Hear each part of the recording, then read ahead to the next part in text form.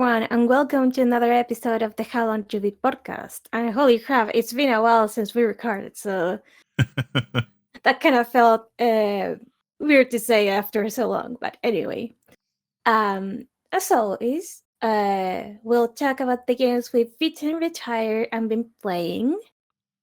Plus our little topic about modding games. Maybe we could mod this podcast. Let's see what we come out with. But finally, we'll end up with our round of Guess the Game, where in this time around, I'm being quizzed. Before we start, I have to give a little shout out to Eritrea and the team at How Long to Beat podcast, because the game we had on season 2 of the podcast, How Long to Beat the Game, has been officially added to the How Long to Beat site, and I'm super excited about it. So yeah, it's awesome. It is awesome. Like I talked about this with Josh just before recording, and he almost went into a rabbit hole because of it.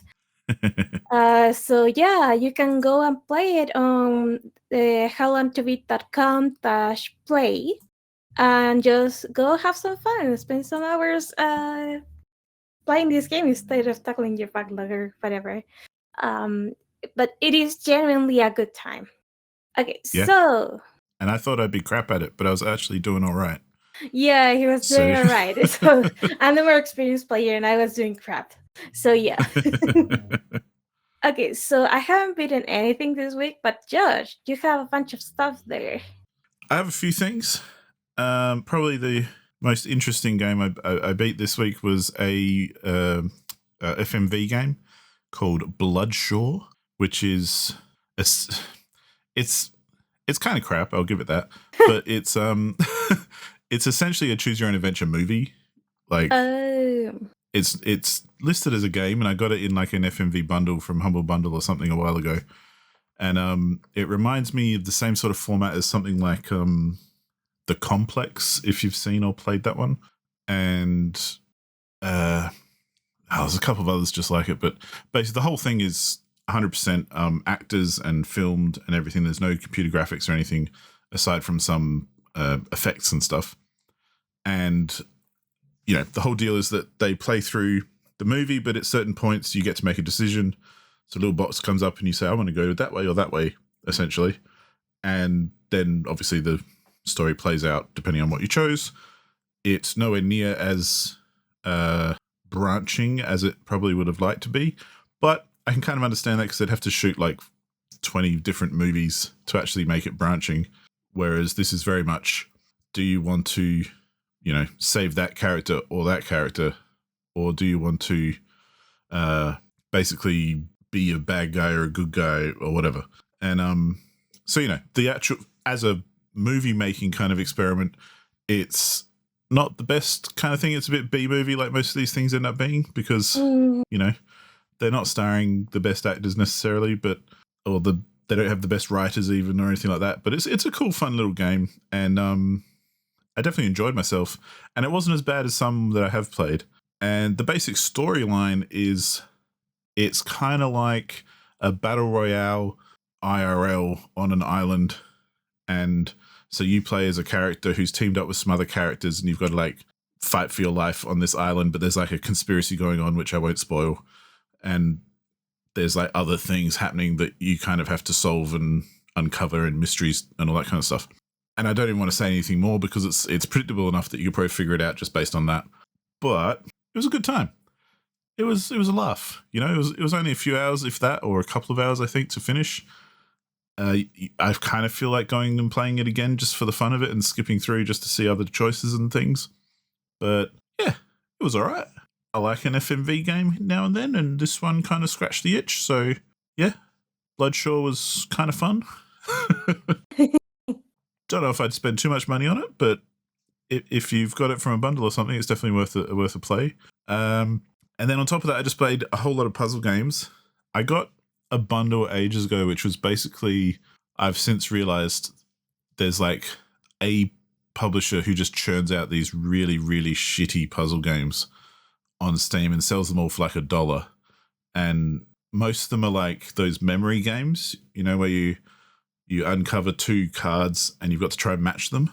Yeah. So they're all random, but as you uncover them and learn where cards are, you go, oh, that one matches that one. So then you select them both and it clears it off the board kind of thing. And I think I played through about, I want to say like 8 of these games in the last week because they're really easy and, quick to finish and all that kind of thing. And they are genuinely crap, but they're a good little kind of distraction while I was like watching some TV and stuff. And I was a bit brain dead this week because I had to work a lot. But so I kind of like the idea of just doing something really basic. But I don't even want to give them more time than that. But I did play a good puzzle game as well called 2 Digits, which is very much a maths game. So you got to think about your numbers with this one. And it's a good premise for a puzzle because essentially that you get a grid of 9 numbers, which are usually double-digit numbers. So they could be like 12 or 86 or 57 or, whatever. And you have to put them into 2 sets that add up to the same amount. So it might not include all the numbers in the grid.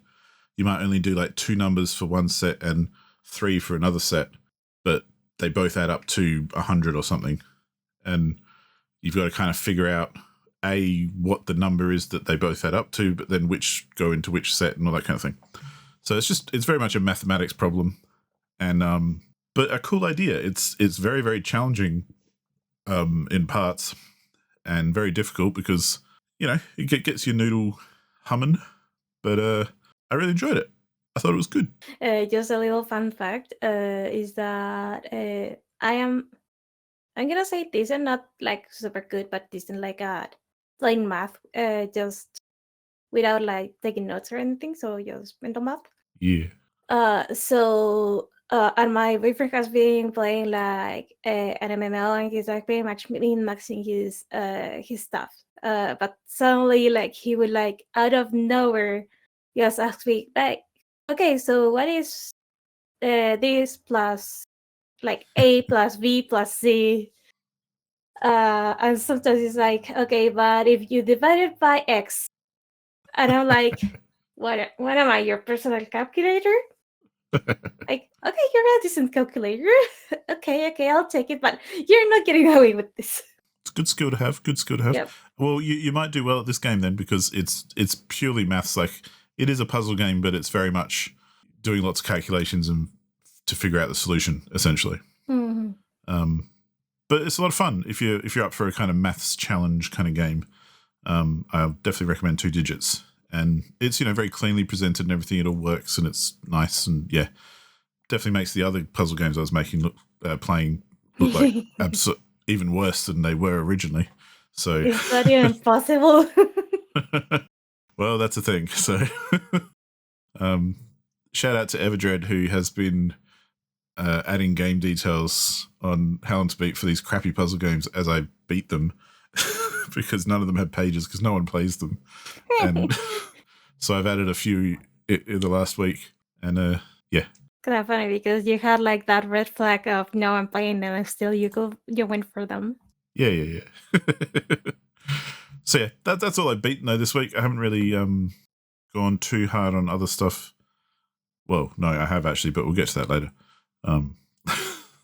But I noticed, Paula, you have not retired anything. And I have retired something again this week, which I spoke about a few weeks ago, I think. It's the idle game called the Norp Epilogue, which has a lot of promise, but just got kind of boring. And progression got really grindy. And I just wasn't getting anywhere. So basic premise for anyone who doesn't know, the Norp Epilogue is you've got these little dudes called Norps. And it's like a 2D plane, and there's a rock, and the Norps hit the rock, and it makes shards of the rock come off, and then the other Norps go and pick up the shards, and that's your currency then to like upgrade things and build stuff and do that kind of thing. So you've got 2 things working. You've got how quickly you hit the rock and how many shards you generate, over time, and then you've got how quickly the other Norps pick them up and gather them after they've been hit. And so you've got a rock in the middle of the map and a big pile of shards to the right of it, which are where they've all been kicked off. If that pile gets high enough, it kind of reaches a critical mass. So if the production outdoes the gathering and the whatever the word would be for that, then you get this really high mountain of shards, and basically everything implodes and it all kind of sucks back in and resets. But that also then creates this other thing which looks like a glowing star, which is like a special kind of currency that you then gather and you use to, unlock other things. So there's heaps of stuff to do, because you can upgrade your Norps, you can create buildings that house different types of Norps. Like you can get dudes who have machine guns that shoot the rock. You can get dudes that fly off on jetpacks and then fall straight down onto the rock, and that creates shards. You get dudes who, will throw grenades and stuff and shoot arrows, like fire arrows or ice arrows or different types of arrows. And, there's a whole pile of stuff to unlock as you go. And the progression is a bit of, essentially, you want to keep maxing out your production and your gathering to kind of, like most idle games, you're basically exponentially making the numbers get bigger. And that in turn then unlocks things. But the thing that was holding me back was, after a certain amount of time, because I wasn't like optimizing my build or anything, like I ended up Googling it just to see where I was getting stuck. And there's a lot of people talking about, well, you need to do this and you need to unlock this and you need to do that. And I hadn't done any of that. So I kind of tanked it myself, but I kind of blame the game for letting me do that, because having to look stuff up is not something I support necessarily in games, but we might talk about that another time. Yeah. So I kind of got to the point where I wasn't able to, I wasn't earning enough currency or producing enough output to then further upgrade my production and everything. So I was kind of stuck, kind of hit a wall where it was all it all flattened out and hit a plateau where the numbers stopped going up and and they stopped going down as well. They just stopped moving, and nothing I did kind of helped, because it just kind of, if I did up the production, then that would be up too high. So the dudes gathering wouldn't have anything to gather, or vice versa. They'd gather too much and the dudes couldn't produce enough, and so on and so forth. Mm-hmm. So it kind of and I've stuck with it for a while. Like I still gave it a bunch more time to think, oh, maybe I'll get over this hump and it's just that part of the game or something. But no, it kept going, and I didn't know how to fix my situation. So I kind of thought, you know what? I'm done. I don't need more of this crap. So, and I like a good idle game. Like there are some really good ones out there. Shout out to Space Plan, which is amazing. But anyway, I don't like idle games where there's literally, it gets to a point where it just grinds to a halt and there's no progression. Yeah. So I feel like that's the whole shtick for an idle game, is you just want to see the numbers get bigger and, more things to click on kind of stuff. So when it stops doing that, it's kind of like, oh. Like, why? Why would this isn't what I signed up for. Yeah. So, I retired that, and I feel like I still got a whole bunch of enjoyment out of it. So I'm not too salty. I just kind of am a bit annoyed that I got to a point where it felt like I had hit a wall and I couldn't progress, because I know from it then doing some Googling, there actually is an ending that you can get to. And I'm kind of annoyed that I didn't get there, but it's partly on me, but it's also partly on the game, I think, because, it shouldn't be that difficult. So yeah, that's what I retired. And yeah, been playing some stuff, but Paula's been playing stuff too. So I hand it over. Tell us about your playing there. So, I've been playing a bunch of stuff, and none of it really has, maybe one of them has, but I don't know. None of them really has like a story mode, so I'm pretty much on endless hell at this point. So I'm still playing Mini Metro, and the thing is that did I talk about Mini Metro last week? I don't remember. Yes. I did. Okay. So the thing is that I managed to beat my boyfriend's high score on London and Paris, which it's enough for me of like it's enough of a motivation for me to actually go play it and try to beat his score. So Yeah. That's always nice. And I also started, I think the next one was New York. Yeah, I think Mhm. the next map was New York. And okay, so in London, you just have the Thames, and that's it. And you get like stations like at either side of the rivers. There's kind of like a a weird thing that the river does at some point where it can potentially uh, block you off like the more direct route, even in the same side of the river. Mhm. But other than that, the main difficulty is trying to keep enough tunnels in your inventory for whenever a new station that is just either a circle or triangle spawns at the south of the river. Because holy crap, I swear the only stations that spawn at the south of the river are either like circles or triangles and the odd plus here and there.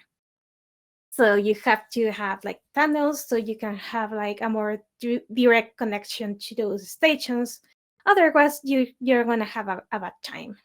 That's Also, the you can make like a connection platform, whatever the name is, where like the description says that it makes like transfer easier, like to other lines.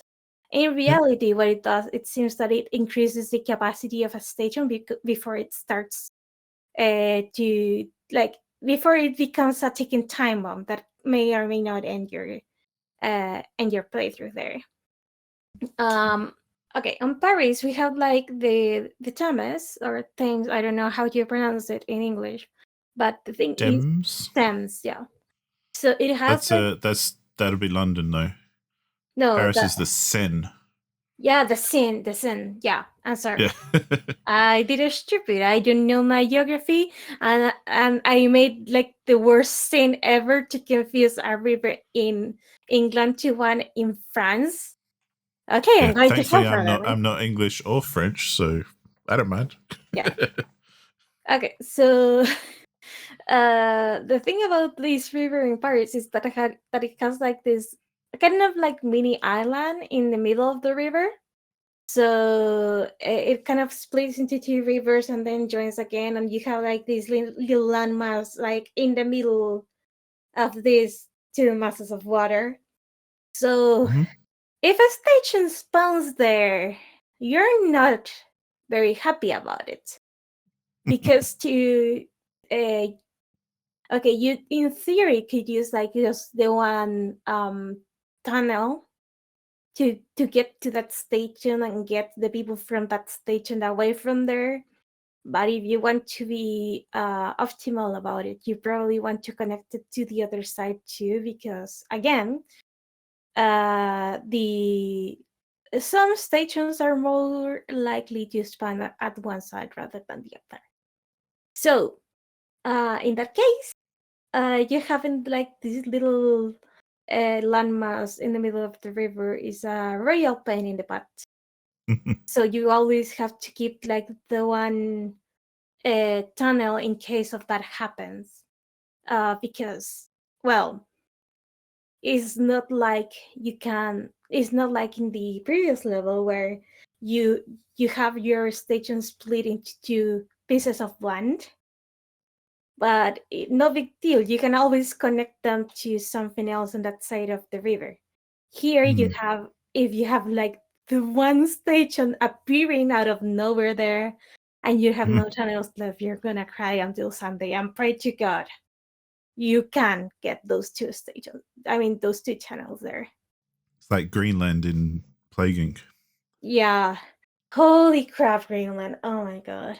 No, no, don't remind me of that. So now I've moved to New York, and the thing is that I don't remember like the name of the rivers. Don't ask me. I don't know shit about them.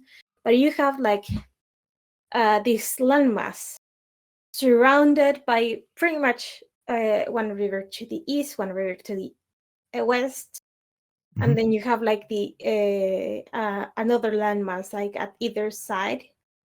So you're gonna need those. I think you use bridges in this particular map, but you're gonna need those bridges because um like nowhere in hell are you gonna survive this without any bridges. And later on my playthrough, it was like past the 800 passenger landmark. The thing is that I didn't realize you can also the thing that the that that kind of like smeared spot in the north of the map was also a river. So suddenly I got a station at the other side of that, and I didn't have any tunnels left. I mean, any bridges left because I wasn't taking into account that I could get anything appearing there, mainly because I spent like quite a bit of time playing through that map without anything appearing at that side of the river. So I wasn't a happy camper there. Funnily enough, I think that wasn't the reason I lost that level. I think like one of my stations somewhere got overcrowded because, of course, it did. Yeah. But it wasn't like the lone station like at the other side of the river. Like it was another one which I wasn't paying attention to. That's very usual. So yeah, that's been better for me this week. I also played Pokemon Unite, so we have like the little event for the clubs at uni. And I haven't played Pokemon Unite in such a long time, but it is a MOBA. It is pretty much a League of Legends, but overly simplified. So instead of having 3 lines, top, mid, and bottom, you have just top and bottom. So usually you have 2 players on each of them, and the 5th player just plays jungle and kills everything like in the middle of the map. And instead of like attacking big towers, you have to kind of like get Pokeballs out of defeating like the wild Pokemon on the map, and pretty much scoring those Pokeballs onto this kind of like basketball ring goalpost thing on each of the towers. So you have to pretty much knock the towers over that way. It's kind of fun. Each individual game lasts as like 10 minutes because it is 10 minutes time. So you have to like drop all the goalposts and start like scoring points on the base of the other team. Whoever gets the farthest, I guess, wins. I don't remember if you can actually destroy the base, but whatever. And Cool. the thing is that it was a lot of fun playing with 2 other friends. And the fact that you cannot message the other players, so no one can roast you for whatever reason. It's totally a plus for League of Legends. And also, as I stated earlier, unlike League of Legends, games cannot extend to like stupid amount of time, like 45 minutes to an hour, which That's is good. nice. Yeah. Which is very nice. So yeah, that little tangent aside, I'm still playing Civilization 5. I think I had like 2 half-hour one like multiplayer sessions with my boyfriend's brother, and I'm starting to get the hang of this. But since I wanted to still like try to learn a little bit more about Civ, I went ahead and made like a single player game, which I've been playing for a while now, and it's been a doozy. Like I think I selected like I'm gonna say the default map that you were like advised to use for this one. Yeah. So it has like a couple of landmasses, but nothing like too crazy. and it has like a small-ish number of computer players. But yeah, so I got the USA, so Washington was the leader I got for that one. And also, for some strange reason, like England was kind of like active in this particular map. Like it started like making like peace treaties with surrounding countries or like surrounding cities, I guess. And at some point, it decided it like it in game England kind of became like an oppressive bitch and started like trying to get stuff out of me, and it was like, okay, I can't, that is not a fair deal, that you asked like this amount of stuff from me, so I'm just gonna do like a more fair treaty. And it was like, and England was like, no, fuck you. And I was like, well, fuck you too. At some point, I sent like a couple of settlers, and built like a second city, and England was being a bitch about it. Like, it was like in the middle of the map. It wasn't even close to the base. And England was like, hey, I see you're expanding this way, so fuck off. Otherwise, you're going to have a bad time. So after, I don't know, a stupid amount of turns, I built a little army, obliterated England because I wasn't going to put up with their shit anymore. Nice. And pretty much conquered that entire island. So besides like my base, which has a lot of cities right now, there's like 2 or 3 more cities from different countries on that island, and they become my allies at this point. So whoever I declare war on, they declare war on too. So Yep. I have power.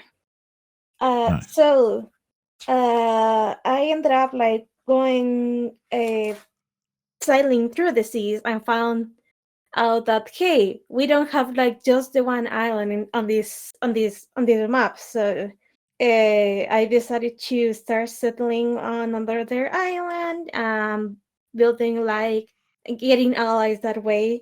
And at some point, so Rome was kind of iffy about me, and Greece too, but Japan was kind of chill. So we actually made like a peace treaty. We let each other go through our borders and stuff like that.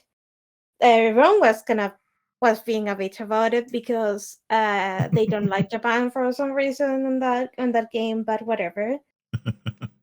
And at some point, Rome was being such a bitch that I started capturing their cities because they were like, hey, I see you're being friends with Japan. Choose your friendships like more carefully. Like, I don't know, they pull a Draco Malfoy at some point, and it was like, you know what? I know who my friends are, so fuck you. So I captured a couple of their cities. They beg for mercy, sign a peace treaty. And at some point, Japan was like, hey, so I've been having trouble with the Mongols, so how about we attack the Mongols? Since I just attacked from, I asked for like 10 turns to prepare, and I prepared in 10 turns. So Japan then sent me a notification saying like, hey, let's declare war on these guys and attack the Mongols. And I was like, yeah, let's attack the Mongols. So I attacked the Mongols, and Japan denounced me. Like, Japan said, like, hey, we have to attack the Mongols. Let me attacking the Mongols by myself, and then said I was a bitch in front of everyone in the continent. Checks out. Top 10 animal betrayals. Like, holy crap. So yeah, after I deal with the Mongols, deal with Rome, Japan is next, because you don't do that to your, you just don't. Yeah, So no. yeah. So yeah, I continue my conquest through Mongolia. I made them lose their capital city. I think I have like 1 or 2 cities or states left before I conquer Mongolia.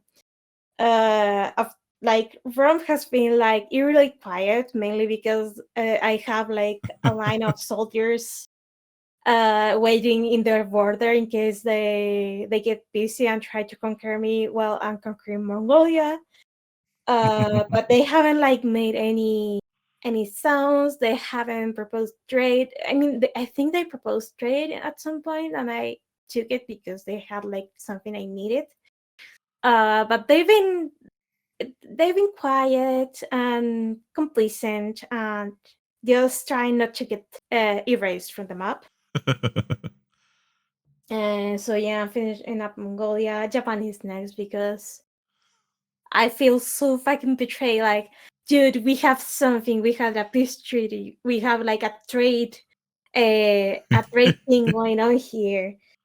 And now you denounce me after you told me like we have a treaty where we have like a research thing in terms of me declaring war on Mongolia. And as soon as I do the thing they asked me to do, they denounce me because I'm being like way too hostile. And I'm like, dude, just this whole operation was your idea. So yeah, sorry, I'm just pissed about it. Hey, it's tough being an empire. Managing an empire is genuinely tough. Like civ diplomacy is a thing. Yeah. So yeah. I think I've been doing well, especially since I've been incorporating some Sounds like it. So yeah. So yeah, enough of me and my world conquering ordeal. What have you been playing? Well, it's been a very it's felt like a very PC focused week for me because I have continued playing Overload, which I spoke about before. It's basically the new version of Descent by the Descent people. I think it was kickstarted a while ago. So it's, flying around in spaceships, shooting other robot spaceships in space mines. But I got to a point where it was just, on this one level, it was just crashing every 10, 15 minutes. And I didn't know why. So I even got onto the Discord to ask them why and posted my my crash dump file and everything. And there were a couple of helpful mods on there who were just kind of like, oh, maybe it's this, maybe it's that, not sure. But didn't really get anywhere. And I ended up trying to read the gobbledygook of a crash file myself, and I'm not a programmer or anything, but I know a little bit about computers. And so, and I read that in there that there was a Unity error because the game is made in Unity. That I then Googled the Unity error, and I found out that it was essentially my CPU overclocking itself too much and made Unity crash. So I'm like, oh, okay, let's look at that. So I researched my CPU, which is pretty new. I only built my PC like last year sometime. And it essentially, I found out that my CPU automatically overclocks itself to ridiculous amounts and was probably just overheating, and therefore that's why it was crashing, because I was getting like blue screens as well sometimes while I'm playing the game, and just being annoyed by it all. And so for the nerds out there who know what I'm talking about, I basically had to get into the BIOS and turn off all the automatic kind of Intel turbo overclocky crap that was already happening on my CPU, because its base clock is like 3 gigahertz, but it was overclocking it to like 5.8, and really just burning the shit out of it. And from researching online, I found out that you really need some like special cooling with this particular chip if you're going to overclock it that much. And I never chose to, that's just by default. So I ended up turning that off and just making it run at its base 3 gigahertz kind of base clock value, so that it would hopefully be more efficient and cooler. And then through monitoring and stuff, and then playing some more Overload, I've kind of figured out that it's a lot more stable now, and it seems to have done the trick. Fingers crossed, touch wood. It's kind of funny that the one game that did this is called Overload. I never thought of that. Yeah. Very true, very true. So it's Overload has become kind of like my benchmark test for, is my CPU doing weird shit? Beautiful. And so far it's become much more stable. It still runs just as well, because it's like the CPU is like a 24 core i9 something or other. So, you know, it's got plenty of power. But now that it's like set at its you know, base clock value, it's barely even beginning to overheat. It's actually staying at a very reasonable kind of idle temperature, even when I am putting it under load. So yeah, I didn't play heaps of Overload, but I played a lot of the same level to test these things.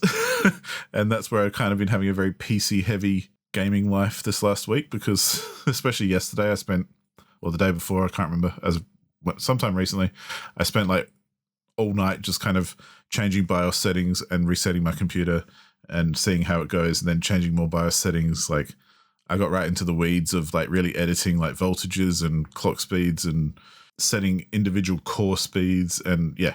So But yeah, at the end of the day, it was just a case of turn it all off, take it back to its basic kind of what it's built for, and that will be stable and cool and everything.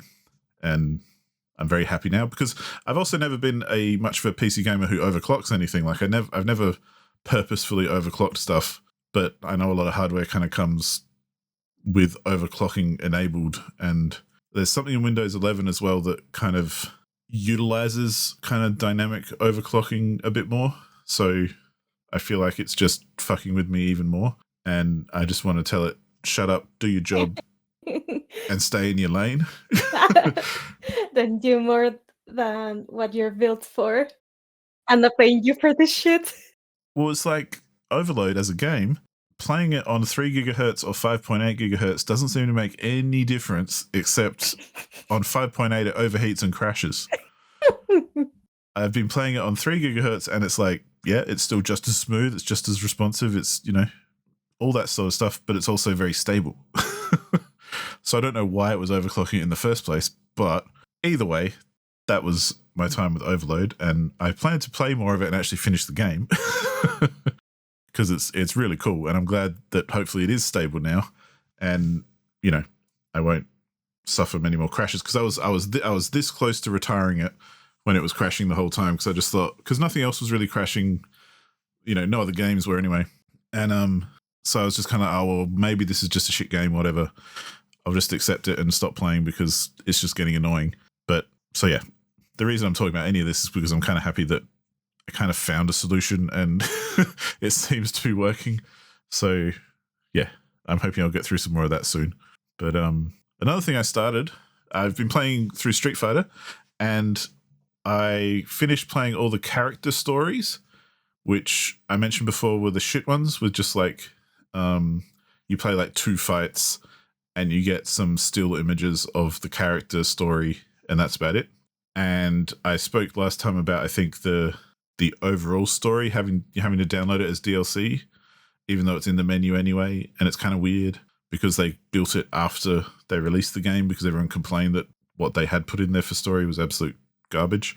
So I've started playing the Street Fighter 5 actual story, which is ridiculous, but it's actually, you know, 3D animated, and there's voice work, and, you know, there's some sort of story they're trying to put together. But and there's a whole bunch of fights, so it's very, very satisfying, because I feel like there's heaps more to play, and there's like a number of different acts, which is full of different stories for each character and all that kind of thing. So I feel like it's heaps better than the individual player stories, or character stories, I should say. So yeah, I'm looking forward to finishing that off. But I think once I have finished the general story mode in Street Fighter 5, I'll have, you know, that'll be it for Street Fighter 5 for me, because I'm kind of done my dash now. But I do think, you know, Street Fighter is funny to me because it's never been my favorite fighting game, but every time I play it, I can see why it's so well regarded. Because when you do play it, it's like, yeah, it's super responsive. There's so many different combos and things to learn, and it's very tactical, and yeah, it's a really good fighting game, which is probably redundant for me to say about Street Fighter, but it's true nonetheless. So it's always a pleasure to play it, but yeah, I much prefer the story mode in like Mortal Kombat or even Injustice, or, you know, those sorts of games. I took a page out of your book, Paula, as well, and I signed up for the Sock Pop Patreon Ooh. because you enticed me after telling me about it last time. And for anyone who doesn't know, there's I think we've spoken about them before, but there's a group called Sock Pop who basically make a bunch of little games, like they're game developers, and they make kind of experimental, fun little games and release them quite regularly. And they've got hundreds on Steam now. And if you bought like the bundle of all of them, I think it costs about, I think it's just under 300 Australian dollars, but it's worth it because they're each only like $5 each or something. So there's a lot of games in there. But if you sign up for their Patreon, you basically get given a game every month for the time that you're signed up. Plus, I think you get like new games when they've made new games, but that's not every month. That's like maybe a couple of times a year or something. So yeah, so that's fun. So I started playing a game called Berry People. Berry as in strawberries, like berries. And it's kind of like a Pokemon Snap kind of game, I think, or something to that effect. Or it reminds me of Toem, which was a game that came out last year or the year before sometime, where you had to go around taking photos of certain things. So this game is like a first-person 3D exploration game where you go, there's a map that you kind of cruise around and you move from area to area. And in each area, there'll be a number of these quote-unquote berry people who you want to get a photograph of. And some of them are up high in trees hiding from you, and others are right in front of you doing a dance. And some of them kind of disappear when you get close to them, so you've got to like sneak up on them and stuff. And yeah, just basically take a photo and get a good enough photo that it kind of registers and goes, yep, you've got that one. And you're just kind of exploring the map, trying to get a picture of each and every little berry person that there is. And yeah, it's kind of fun. It's more challenging than I think it sounds like it would be. And it's definitely more interesting because it's not a straight exploration game. There are other things to kind of solve, I guess, on how to like take photos of certain ones and where you need to be or how far away. So yeah, it's good fun, and I'm looking forward to trying more of their games as well from the Sock Pop people, because I like the whole shtick of their company. Like they're a bunch of game devs who just put out random ideas all the time, and they're like quality enough to be playable. They're not just total prototype bullshit. Like I've played full games which are worse than some of these games, so that says something. Yeah. So yeah, I'm looking forward to exploring more of them. Maybe I will play this one like soonish, or like sooner rather than later, because since you're already playing it and you say it's kind of like Pokemon Snap, I'm kind of like itching for something like that. Well, I say that having never played Pokemon Snap, just having heard of it and seen some screenshots, I kind of think it seems similar, where you're going around, taking photos of animals, basically. Yeah, very much. Like, I imagine it doesn't sound like it's on rails like Pokemon Snap. But yeah, no, it's not. It's total. It's open worldy kind of. Yeah, you go wherever you want. Like in Pokemon Snap, you still have to like figure out how to get certain pictures of Pokemon. So I really like that aspect of that. Mainly because you either discover it accidentally, like okay, so in Pokemon, like Pokemon and Pokédex entries are kind of brutal. Sometimes they say how some Pokemon eat other Pokemon, or how some Pokemon don't get along, but you don't usually see like in game, in the main games. In Pokemon Snap, they took like all that stuff and made you watch like as these Pokemon that are called Sableye, and they eat gemstones and stuff like that. 3 of them were chasing like a poor little carving, which is like a fairy that's made of rock, but has like these crystals on it. So the poor thing was running for its life because the Sableye wanted to eat it. So you can, in theory, like rescue it from the Sableye. But that's awesome. On the other hand, I was just taking pictures of a little fish Pokemon called Fenion. So I threw an apple in the water, and the Fenion jumped. and a seagull Pokemon dived in and took it away. So yeah, I got the picture of the little thing getting carried away for as a meal by other Pokemon, Sounds but I good. wasn't happy about it. So yeah, I imagine, I don't know if you have like these kind of interactions in very people, but at the very least you have that puzzle of, hey, I need to take a picture of this very skittish thing. Yeah, it sounds a lot simpler than what he's talking about with Pokemon. Like, yeah, the most complex it's got. I'm like I said, I've only just started, so I'm not heaps far into it. But yeah, the most complex it's gotten is like you might see across the way, a little dude poking his head out from behind a bush, and then you kind of go close, and he's like, "Oh," and he runs away. Oh, And so you've got to try and kind of come at him from the side, or like, you know, be very patient and wait for him to come back, or, you know, there's different ways to kind of approach him and actually get a photo of him.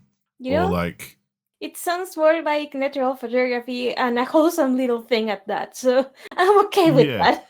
I don't think it's, yeah, it doesn't sound like it's as involved as the Pokemon version, but yeah, you're basically just walking around trying to take photos, and depending on how you move more than anything, like you can't throw things around or anything, at least not yet. Maybe later, but yeah. So yeah, it's a good game though, and you know, the whole, I like the whole vibe, like I said, of the sock pop kind of idea. So I'm interested in seeing how it goes, because I just paid for a year of Patreon up front to get a discount, and so I'm kind of looking forward to see how that goes over the year, because I want to try more of their games. And yeah, I like playing experimental stuff like that as well, where it's just like, hey, we've had an idea and we're going to make it to a point where it's kind of good enough, but it's obviously not, you know, a massive big deal. It's just this little thing that kind of shows, hey, this was an idea and this is how it came out. So cool, that's interesting. Yeah, kind of like an extended game jam, and I love that. Yeah, and it kind of opens it up for weird possibilities too, because if you're just making a little game, you can really try some stuff. So, you know, anyway, the last game that I've been playing a lot of, because it's very, very addictive to someone like me, is a game called Crime O'Clock. And if you've ever enjoyed a hidden object game, you need to play this game. It is like the best hidden object game I've ever played, because it actually has a story. It actually has reason to go back to maps and find more stuff. Oh. And it's got a story. Did I already mention it has a story? Have I mentioned the story? It's an interesting story though. Like I'm actually I'm a good way into it. Like I'm well over halfway through, I think, and I'm kind of keen to see where it goes. Like I'm waiting for the end. I'm like, oh, cool. I want to find out how this all wraps up. So, you know, basic premise is that it is a hidden object game. So you're going to be looking for things on maps or drawings, I guess, as it were. But essentially, this game is the whole premise is that you are helping out an AI who is trying to defend the timeline of people. Okay. And because there are rogue AIs out there who are trying to fuck up the timeline. Uh-huh. And there's a number of them, and they all do different things. And so one of the very first ones that you encounter is, I forget his actual name, but he's an AI that makes everyone angry. So he messes with people by like making them really angry, and then they might go kill someone, or like change the course of their life somehow. And when otherwise, yeah, and otherwise they'd be like, you know, just cool and whatever. So it's very fictional though as well, because you've got a bunch of different eras. Like each map is a different era. So, and they're called like different ages, and they're very fictitious, because one of them is literally the city of Atlantis, and it's populated by like fish people and lizard people. But you know, in the game they did exist a while ago before they died out, and then what we know kind of happened. There's also like a future age as well, where it's kind of, you know, ahead of where we are now, IRL. There's an information age, which is kind of where we are now. Like it's very close to our reality. And I think there's like one or two others, which are, again, there's like an Egyptian-y one but it's like alien spaceship pyramids. Like it kind of plays with that kind of fantasy and just fictional stuff as well. But in each map, though, you've got essentially 10 versions of the map. Mm-hmm. Because you can change the time to any one of 10 points in time. So you not only have to find things on the map, but you have to find them throughout time. And as you click through the different time periods of the map, the people, most of the people and everything on the map are actually doing things and going about their day and going from place to place. So you can kind of follow them around, and some of them you have to kind of figure out where they're going and where they went. Sometimes it's backwards because you're trying to, you might find the scene of a crime where someone's killed someone. So you go backwards in time to find out what happened. And that's where this AI that makes people angry might show up like earlier in that day. And you can see that, okay, the person who perpetrated the crime met this AI who made them really angry. And then they went and, obviously acted on that anger and messed everything up. So a lot of what you're doing is kind of also, as well as finding people and things on the map, you're trying to figure out where they went or where they've been and kind of trace them through a series of points in time as well. On top of that, you have other tools, such as there's one tool you can switch on which lets you kind of see inside certain buildings.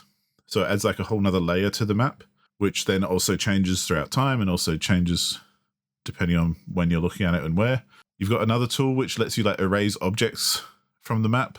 So sometimes things might be hidden behind a stack of barrels or something. So you can use this tool to kind of delete the barrels and see behind them. Or sometimes you want to see where a murder weapon came from. So you can delete people's like backpacks and things and see what's inside them. And so then you think about all that and you think also that's like, there are 10 versions of that on each map. And then there's like 5 or 6 maps. So it gets quite complex the further you go in. So on top of that, part of what you're doing with this AI who's kind of running the whole thing that you're working with to kind of defeat these other rogue AIs is when you found enough stuff and you've kind of figured out what's going on and you've kind of figured out basically which rogue AI has been interfering with the timeline, the way you can kind of tap into that and stuff is you do all these mini games, which are basically little puzzles that are kind of like how the AI is hacking into the other AIs kind of thing is the shtick. Uh-huh. But and they're anything from like memory games to plotting kind of or matching up like signal frequencies and stuff. And they're very simple each one, but they're kind of a nice little mini game to play in between looking for stuff.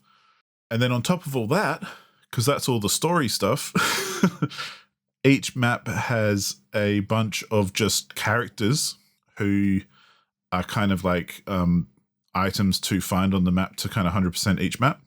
So you want to find them in all 10 points in time on that map. And some of them are quite obvious references to things. Mm-hmm. Like there's some Teenage Mutant Ninja Turtles in one of them. And so they're these little like actual turtles who are cruising around the map through sewers and stuff. So, and like, defeating criminals and doing things just, on the map in the background of everything else that's going on. So if you find them, you kind of get their story. If you find them in every single point and every moment in time.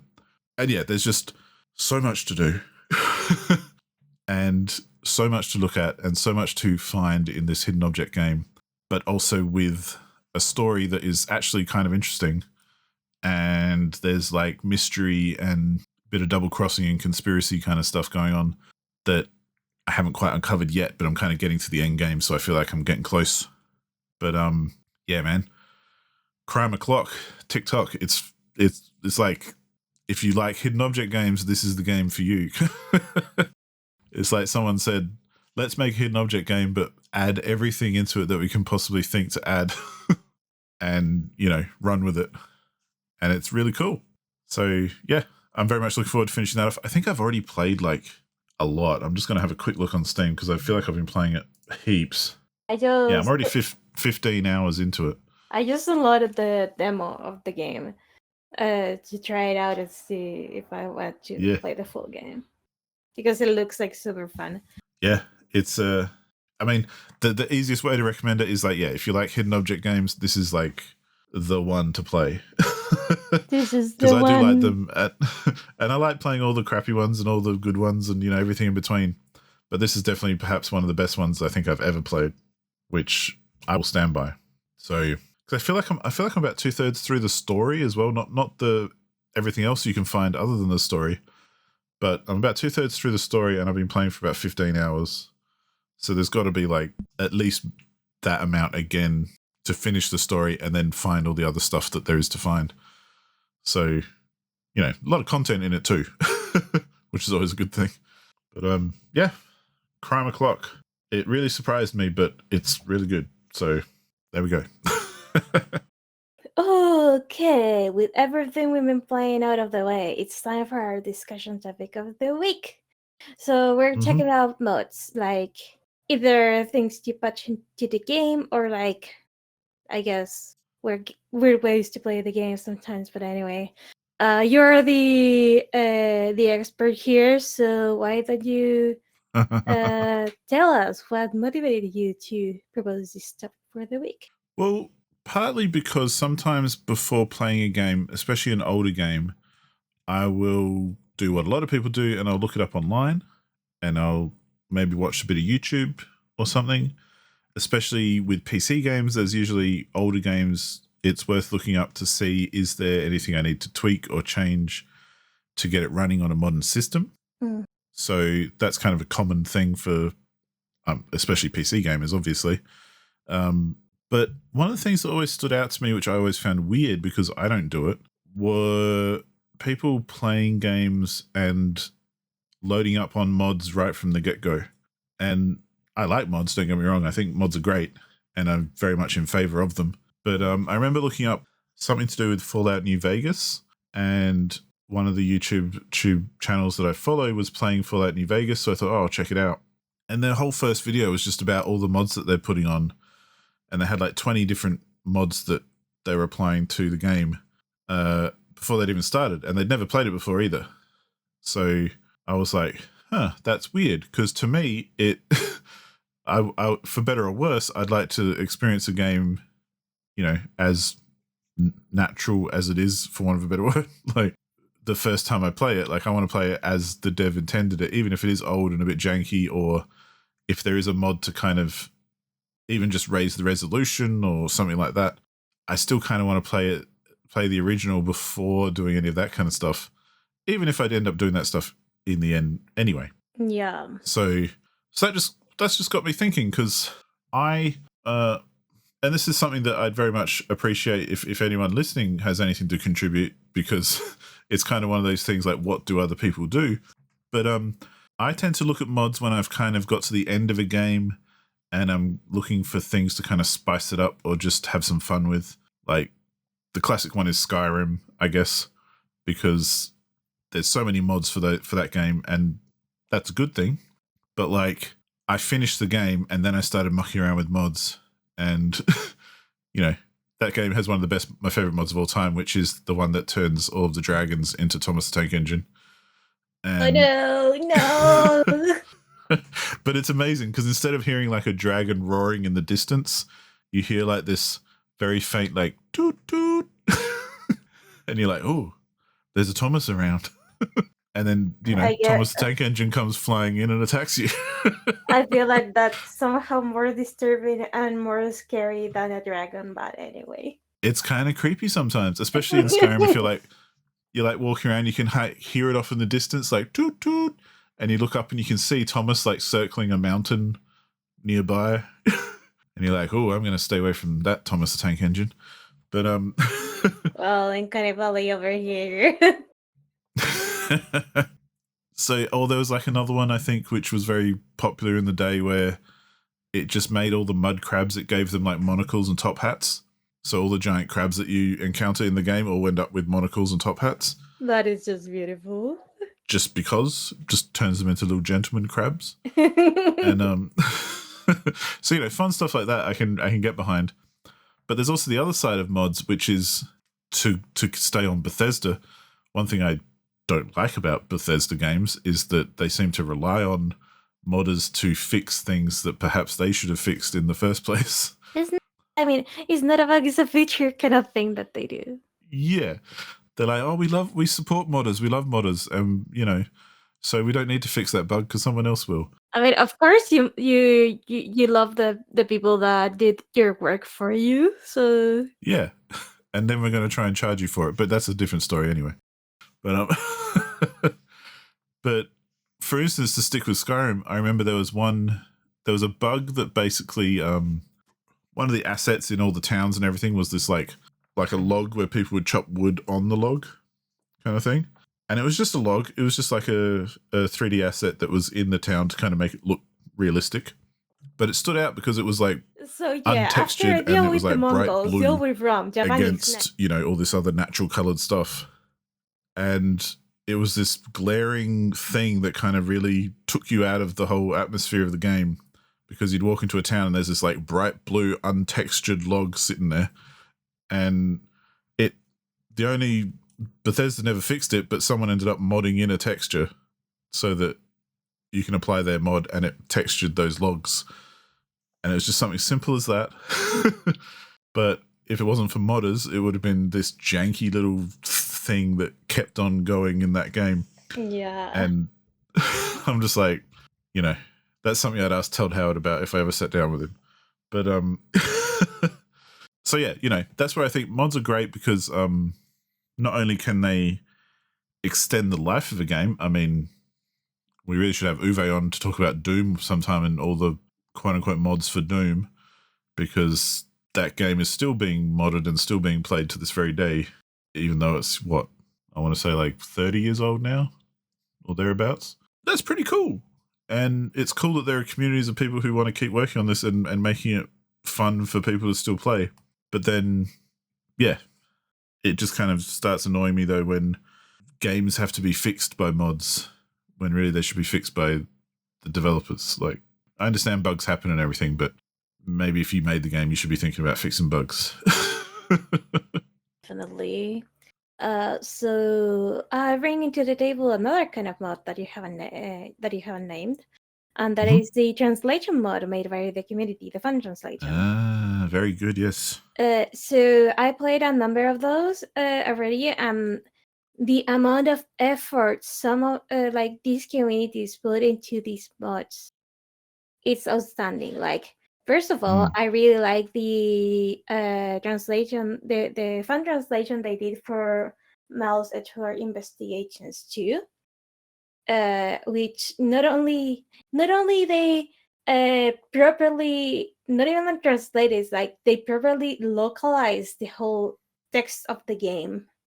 Yeah. They even went the extra mile to find to voice to like re-record some voice lines and change like the voice lines of the existing characters of the game, like the ones that existed like prior. They took like the voices for those characters and replaced like the Japanese ones with that all their like voice line from another version of another game. Plus, they did out of their way to record brand new voice lines for the new characters that weren't in any of the Ace Attorney games. And they really went the extra mile, to the point that there's a character that we call Uncle Ray.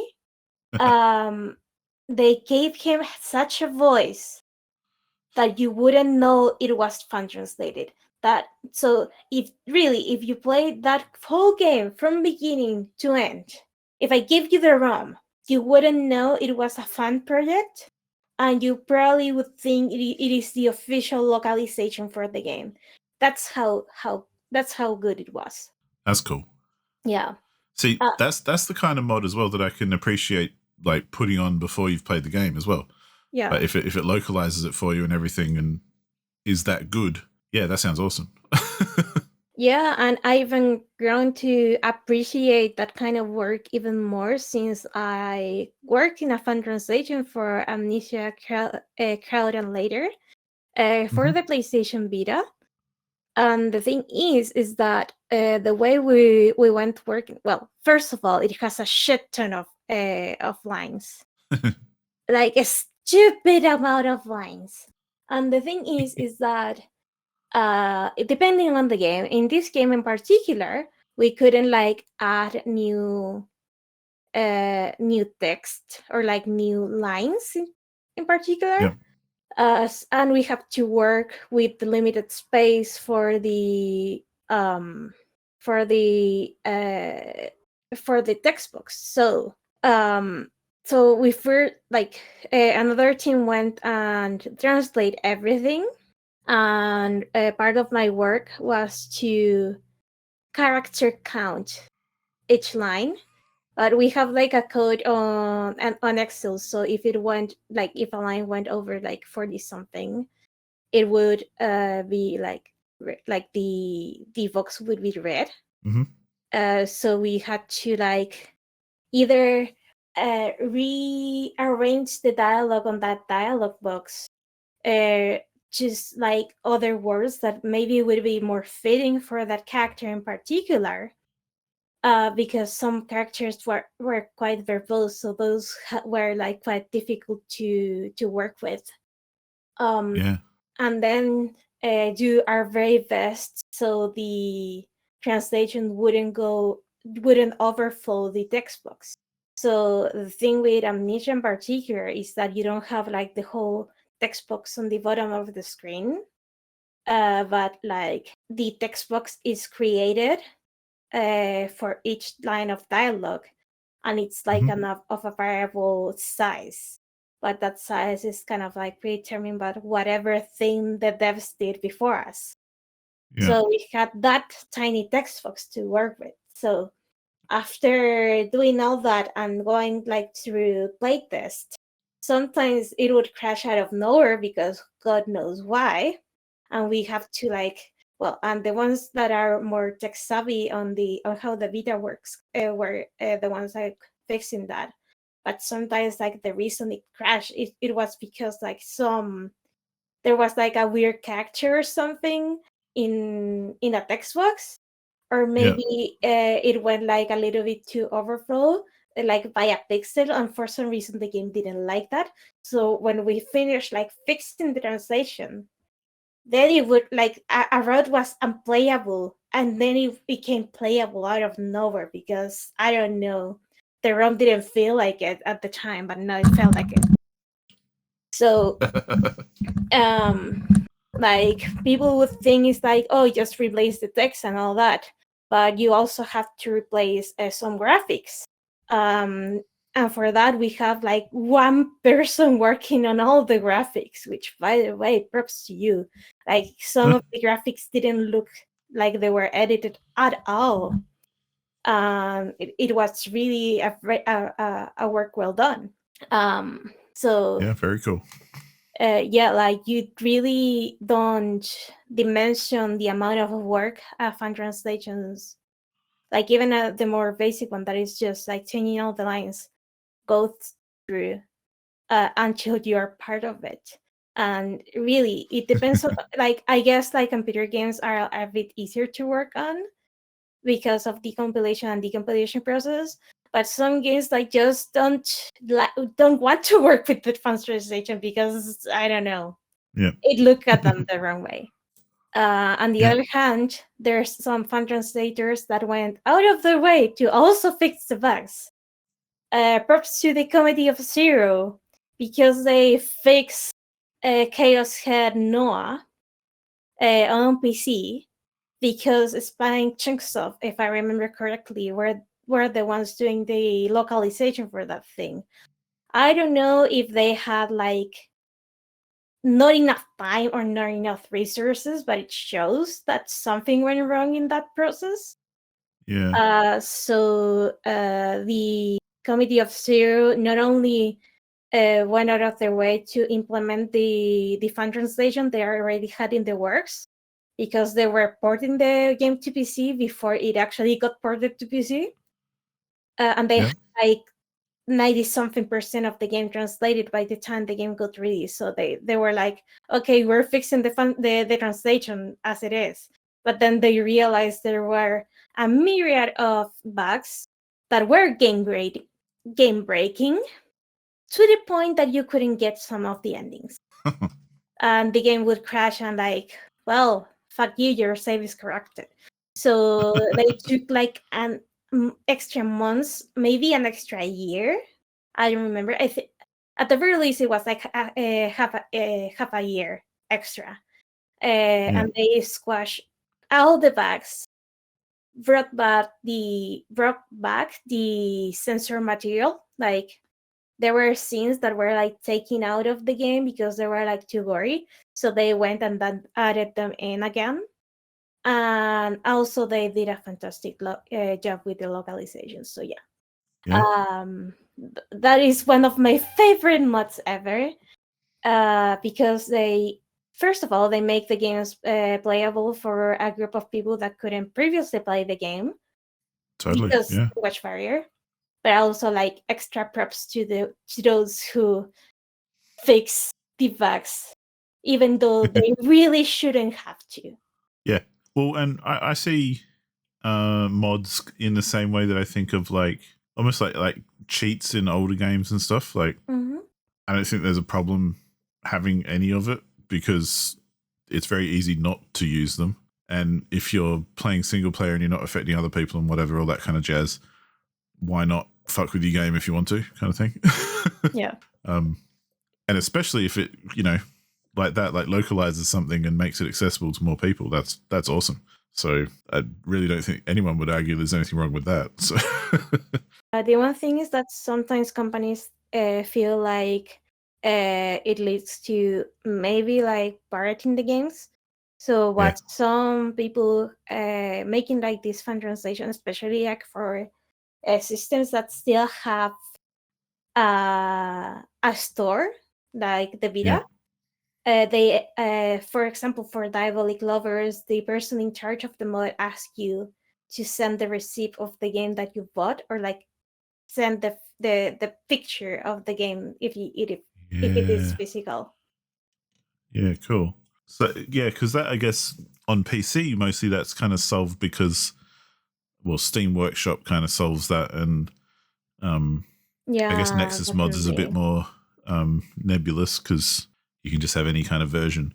But yeah, the only mod I've ever made myself was for Space Engineers, which is like a sandbox building game in space. And you build spaceships and stuff and mine asteroids and things. And I put in like hundreds of hours into that game because it was one of those games where you can end up making like full-on space stations and circuits and automatic doors and, things that respond as you move through and, blah, blah, blah. So it was a good time. But because I had this massive space station, I wanted some signs to show me where things were. Yeah. But they didn't have any in game. So I just, being down with, making graphics and things, they made it very accessible as well, which is one thing. Like games have to kind of, well, they don't have to, but I know in theory at least that, certain games are easier to mod than others because they've been made with that in mind. Yeah. And with it being accessible to modders, which I think is great. Again, like if you're making a game, why not make it accessible to modders? Because it just means people might play your game longer and enjoy it more. So that's probably a good thing. So yeah, I made a bunch of signs for Space Engineers, and that was my little mod. It was like 10 different signs that kind of you could put up on the wall, and it would show you where things were. So that's about as deep as I've got into it personally. Speaking of games where, it was made easier to mod the game in a way. I played Warcraft 3, Warcraft 3 The Frozen Throne since I have memory. And the thing is that before Blizzard decided to be a bitch, I'm using the word bitch like way too many times in this episode. I do apologize, people, but in this case, it's guaranteed. But the thing is that they had like, if you had the like Warcraft 3 and Warcraft 3 the Frozen Throne, it also came with a map editor. So you were able to edit a map and even make your own custom campaign to your heart's content. Which, by the way, at the time I was obsessed with the Aragon series, like Aragon, Eldest Brisingar, and Inheritance. Well, later Inheritance. That book hasn't come out yet, like at point in time.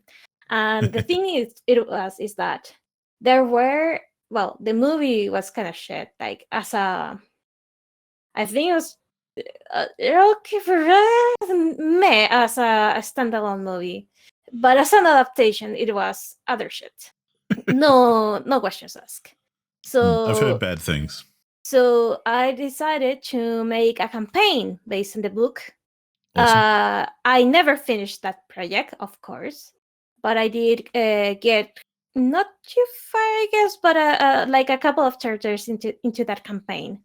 That campaign is nowhere to be seen anywhere because I lost the data on that old computer. But trust me, it was gonna be glorious.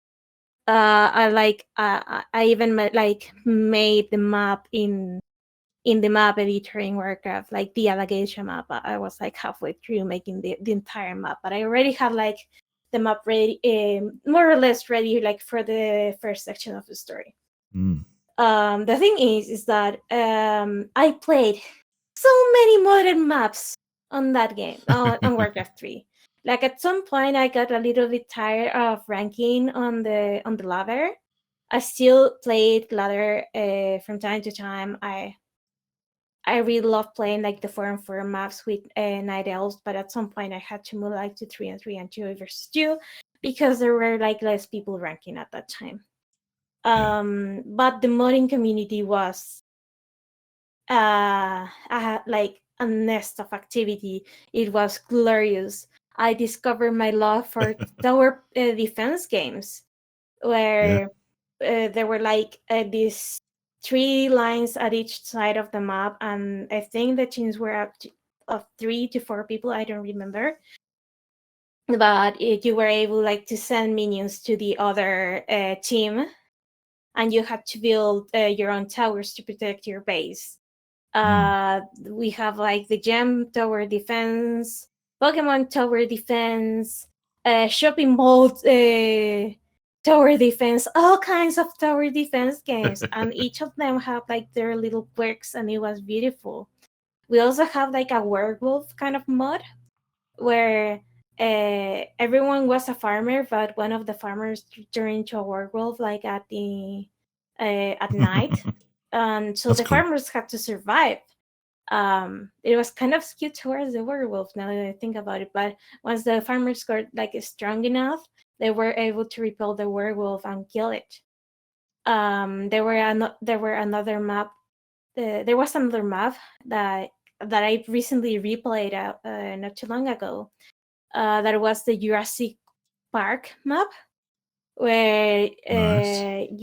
the story is that like you and up to 7 other people crash landed into this island ruled by dinosaurs, and you have to survive until the helicopter arrives to rescue you.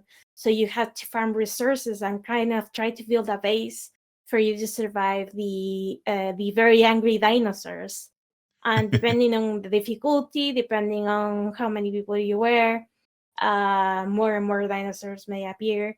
And there was like a variant where if you died as a human, you were reborn as a friendly dinosaur and was able like to help the others to escape. But you weren't able to get into the helicopter yourself. And if you died as a dinosaur, then sorry, sucks to be you. You can be a ghost and see like what people are up to. There were also like survival maps that were like more in line of wilderness survival. There were Pokemon maps where you could catch Pokemon in the map like for 45 minutes, and then there was like a little Pokemon League. Well, Dota was a thing there. The first MOBA was born in that thing, and it was glorious. The thing is since since the re-release of like the release of Warcraft 3 Reforged, now Yeah. Blizzard makes you sign the terms of service where anything you made in the mod department is pretty much theirs to monetize, which Yeah. sucks. So Well, and I yeah, feel like that kind of era, especially of like RTS games and stuff, like they all came with map editors and they encouraged community to kind of contribute to the game and, basically make it bigger and better than the game you got. Because I remember yeah, making maps in like a whole bunch of different RTS games and Warcraft being one of them, but then like Total Annihilation I made some maps in, and like I made some Command and Conquer maps, and just whatever I was playing really, you'd mess around with your friends and make some maps and go, oh, let's make this silly map or whatever. yeah. Or also I think it was true of the time as well, like because I used to make a lot of Doom maps as well, which were just referred to as WADs because the file type was .wad. Oh, And I love it. so we just call them WADs. And I think now you can still download WADs, and it's basically because you can get through Doom in like an hour and a half if you know what you're doing. So there's only a certain amount of game there. Yeah. But but I know one friend of mine in particular and I used to make just silly maps and see what we could come up with and try and frighten each other and just send them to each other and then play through it, and you'd try and put in some jump scares and things and mess with the lighting and stuff and just have some fun with that kind of thing. And it was really cool. I never really thought of that sort of stuff as like modding, but it really is though. Yeah. And a lot of FPSs as well, from older FPSs, you could get like total conversion mods where I remember there was one that I played. Again, this would be a good one to talk to Uwe about, but people use the Doom engine and everything and just like make entirely new games by modding the original game. And I remember one of the first ones I ever played was like a Western kind of campaign. And so, everyone knows what Doom looks like, but instead of Doom, you had like, dual pistols, and it was all like a Wild West kind of setting with like saloons and tumbleweeds and horses and things. And it was really cool. And it had like custom sound effects that were put in there, custom voice lines, and obviously custom art, like all the sprites and everything were unique, and the maps were all unique and everything. And it was just a completely different game, but all of it was converted from the original Doom game. And basically to play it, you installed it over the top of Doom because it used all the base kind of files and code and everything from Doom, but just kind of slapped this different layer on top. And heaps of fun. Like, definitely extends the life of the game and keeps you playing it. And like, especially games like that, that's the reason to still play it today. Yeah. Which is absurd, really. But speaking of that sort of thing, the thing I was thinking about just then was another type of game where I use a lot of mods is something like City Skylines or even The Sims, where the game comes with whatever it comes with, but then the community is the community, and suddenly it adds so much more content to the game because people make heaps and heaps of content mods for it. So one thing I used to download a lot when I used to play The Sims a lot was, you could just download custom clothing and furniture and, a whole bunch of stuff. And it just basically added more variety to the game, because even with the amount of variety it has, after a while you've seen everything 10 times over kind of thing. and even down to things like hairstyles for your characters and things, like people would make mods with different hairstyles and stuff. Yeah. Or with something like City Skylines, having different buildings that look different to the standard set that come with the game. So again, it adds more variety because you can suddenly have, an infinite almost number of buildings that could pop up in your game if you download a whole heap of mods, as opposed to, everything starts looking the same if you just go with the base kind of assets. And that's fair enough because, there's only so much the devs can make for the game. So it's cool that they then leave it open for people to add more after the game comes out, because to me that just makes it more appealing and, makes it much bigger than it originally was. So it's it's almost like a collaborative kind of effort where the devs have definitely done enough, but they've left it open for then the community to add more and do more and make custom stuff and do their own kind of thing, which is, pretty cool, I reckon. So the other kind of mod that I've seen is the hack runs for Pokemon. So which I'm playing one of kind of right now, not right now, but the Sapphire randomizer Nasdaq that I was doing. There's actually a tool for you to change the GVI file and to pretty much it's very convenient. Like you just put the things you want to put on it and it just does the job for you. So it is very beautiful. You just select the starter Pokemon that you want. If you want to randomize the shit out of the game, how much you want to randomize it, and then just have some fun with it. So So yeah, and that, let's not even get started with hack rooms because those are another world altogether. Well, that reminds me a bit of another one that I really like watching when other people are playing it, like on Twitch or something, which is there's a number of Dark Souls randomizers where people play Dark Souls, but there's a mod which then randomizes all the enemies or all the bosses and stuff. Like you can set parameters to how much you want to randomize stuff. But like some of my favorite playthroughs that I've seen are people who've just set like randomize everything, and in the starting area you might have one of the end bosses just as a regular enemy walking around, or like when you go to the end boss it's actually just a regular enemy who's just standing there like, what up?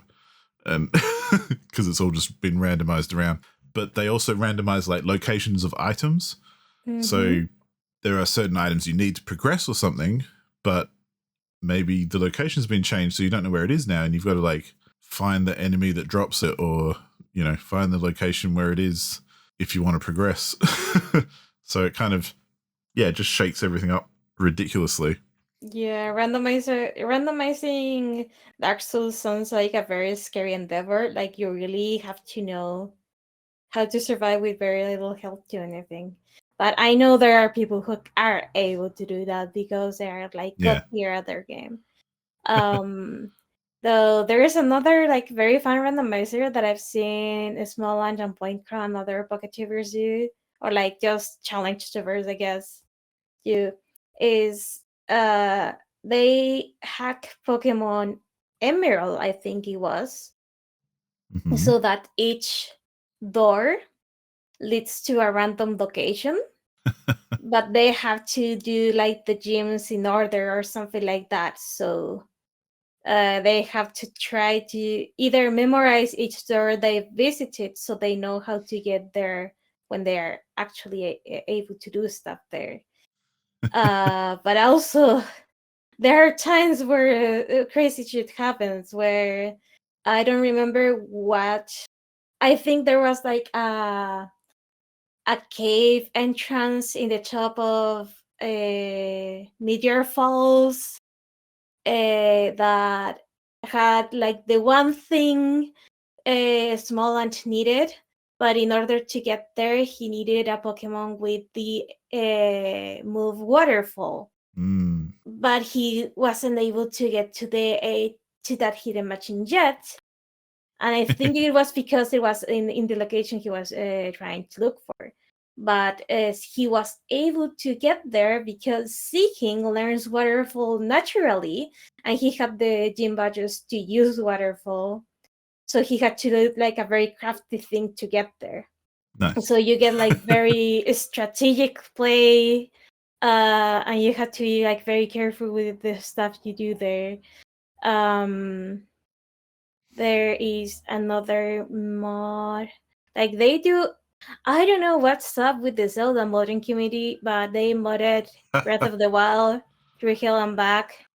From everything is underwater to everything will kill you in one hit to overly random stuff. So, or like And or they do like challenge runs. I don't like they do like this challenge run. I don't remember if it was like just a challenge run or a mod, but you could only get each weapon once. Take into account weapons break in this game, so it was kind of like a weapon non-stop kind of thing. And they ended up like the Korok leaf, which didn't quite break because you don't actually hit things with it. You just blow them with wind. Was the MVP because you could freeze an enemy like at the edge of the cliff, blow it over, and it would die at the bottom of the cliff just from fall damage. So Awesome. like mods that allow you for a very creative play that like that, it had to be like some of my favorite. Maybe I wouldn't play all of those because I like the sense of familiarity of being in a game and knowing where the fuck am I gonna end up after opening that door. Yeah. But just watching people suffer through it, I think is the fun thing over here. Well, that's like the Dark Souls one for me, like the randomizer. I would never play it myself because that just sounds like a nightmare. But it's very entertaining to watch other people play. Yeah, definitely. So, you know. I should probably say perhaps one of my favorite mods actually earned me money because, well, I shouldn't assume that everyone knows, but when Grand Theft Auto San Andreas first came out, someone discovered that there was a bit of code that had just been like commented out that basically let you control I think they called it the hot coffee sessions, where yeah, I know that one. Yeah, you'd go on a date with your girlfriend and then you go back to her place and quote unquote have coffee. And in the game, if you don't mod anything, basically you get a picture outside the house and you can hear them kind of, you know, getting down to it through the window, but you don't see anything. But someone very quickly discovered that there was code left in the game where if you basically uncommented it, you could control the whole interaction and see it warts and all from a kind of third person perspective. And it was kind of goofy because it was taken out of the game, so it's not like that it I don't even know if there was any nudity or anything. It was just kind of their same character models just doing stuff on a bed. And yeah, the fun thing is that the game got an A0 rating out of that. Yeah. And I just happened to, because I was a fan of Grand Theft Auto, so I bought the game when it first came out. And it was a while after that I actually realized that this was a thing. And after the initial release of the game, someone modded it, and, you know, it became this big controversy because obviously having sex with your girlfriend is way worse than going around a city killing a bunch of people and dealing drugs. So everyone got up in arms about it. But they subsequently like patched it out of the game and removed the code completely so that future versions of the game didn't, you know, you could download the mod and it wouldn't do anything because the code wasn't there. So I eventually sold my copy knowing that it had that code on eBay for like 3 times the price I paid for it. Holy crap. I think I sold it for like a good few $100 because they were kind of rare at that stage, and I was like, I could do with the money, so screw it. Here you go. And yeah, I ended up making a bit of cash out of that mod, so beautiful. In an indirect way. So yeah, that was fun. Yeah. Well, the last mod that I can think of that is not like a very common one is the Archipelago mod that I've been playing like on and off. So there's this platform called Archipelago that has like a bunch of games like affiliated for it, where you have to get the ROM of the game, patch the game, follow a set of instructions. So you kind of like connect that game to a server with your friends, and you have to complete the games in a set amount of time that you decide based on whatever. And each player can have like a different game. For example, I had Wargroove, someone had, I don't know, Ocarina of Time, and another person had Super Mario Bros. The one for SNES, I forgot the name. And so on. So, for example, well, my mod of Wargroove had like a custom campaign So each time I clear one of those chapters, I would unlock something in another player's game. Yeah. So, for example, if I clear a certain map on Wargroove, I would send I don't know, like a slingshot to whoever was playing Ocarina of Time. If the person playing Ocarina of Time opened the chest that was supposed to hold the screenshot, they will instead unlock something for another player. For example, the one playing Pokemon will now get Surf or something like that. So in order for everyone to complete their game, they had like certain requirements to meet according to that game, and they will get items depending on who clear whatever. And the other thing is that since where an item is was decided upon creating the server, you can also play like a little Sudoku game to unlock clues on where each item was. Cool. But you could try to either ask for where any item for the person playing Pokemon was. So it would give you like a random item and the location on approximately location on another player's world, or you could ask for, hey, I want to see what's in this player world, and they give you like a random item location. And also you could ask for the direct location for a specific item if you've cleared, I think it was like by number or by percentage, I don't remember. I don't remember if it was like 10 flags or at 10%, but each 10 something, you were able to just straight out ask like, hey, where the fuck is the hook shot? Yeah. So yeah, it's very fun. That's really cool. I do advise you that if you don't like to wait, try with something that isn't as linear, maybe, or that you have like branching paths for you to clear one while you wait for an item for another thing. Because the first time I played, I was playing Ocarina of Time, and I was like just hanging around until I got to the room with the hook shot. I mean the sling shot, and realized I wouldn't obtain the sling shot. I got trapped on that room because you needed the sling shot to get out of there. Yeah. So what I had to do was restart the game and like try to rerun the map from the dungeon, because if in Ocarina of Time, if you close the game while in a dungeon, you start at the beginning of the dungeon. So that's the one reason why I didn't become completely locked out of progressing. But yeah. Yeah. Awesome.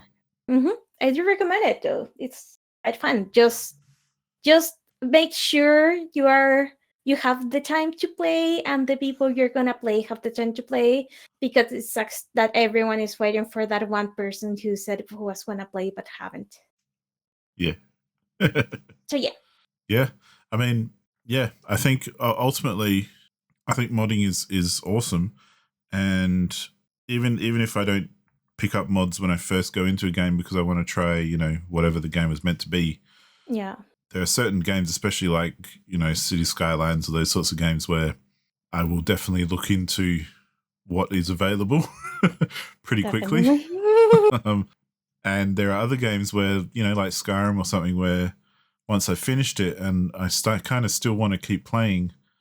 So, hey, let's download some mods and see what we can do to make it interesting again. Yeah.